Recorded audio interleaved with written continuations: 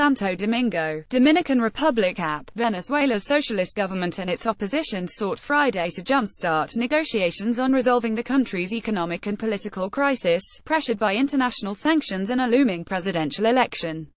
The planned two-day meetings in the Dominican Republic are the first formal talks since anti-government protests collapsed in July, with a toll of more than 120 dead and thousands detained. Given the scant results of previous attempts at dialogue, including talks last year mediated by the Vatican, expectations are low. But some analysts expressed optimism a deal could be struck because the cash-strapped administration of President Nicolas Maduro is desperately looking for support as it tries to refinance Venezuela's huge foreign debt. That will give the opposition a foothold to press their demands, analysts said. "I don't think we've seen the stars align like we have at this moment," said Jeff Ramsey, a Venezuela researcher at the Washington office on Latin America. "Just the fact that the two sides agreed to talk is a sign of progress."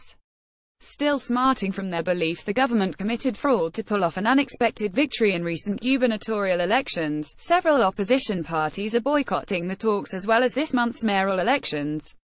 They say such things legitimize Maduro's dictatorship.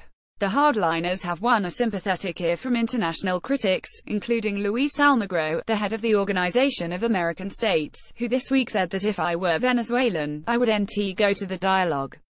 Reflecting those tensions, the opposition delegation led by National Assembly President Julio Borges for the first time included representatives from civil society groups. He said that would add transparency to the closed-door talks. Borges said the opposition is repeating long-standing demands that the government release dozens of political prisoners, recognize the National Assembly's authority and allow humanitarian aid. And the opposition will push for guarantees that next year's presidential election will be free and fair, he said. "We come today determined to fight for basic rights, such as the right to vote, the right to democracy," Borges said upon arriving, adding that they could also take to the streets and rally international pressure. "We hope to defend the rights that have been taken from Venezuelans," he said. Venezuelan Communications Minister Jorge Rodriguez, who led the government delegation, said the current leadership is capable of enforcing fair elections, despite charges by critics. "In this negotiation process, yes, we will listen to what the opposition has to say," Rodriguez said. "But we will demand an immediate stop to the economic aggressions against Venezuela." Maduro, in a televised broadcast from Caracas, boasted that he finally managed to bring his political adversaries to the negotiating table.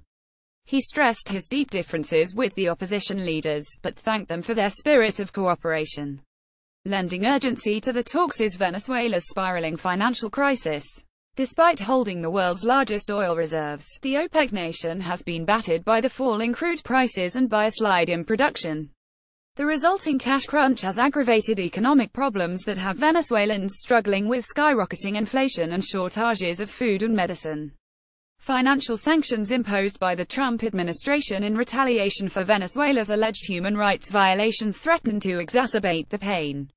U.S. investors are banned from providing fresh capital to Venezuela, making it virtually impossible for Maduro to renegotiate billions in foreign debt.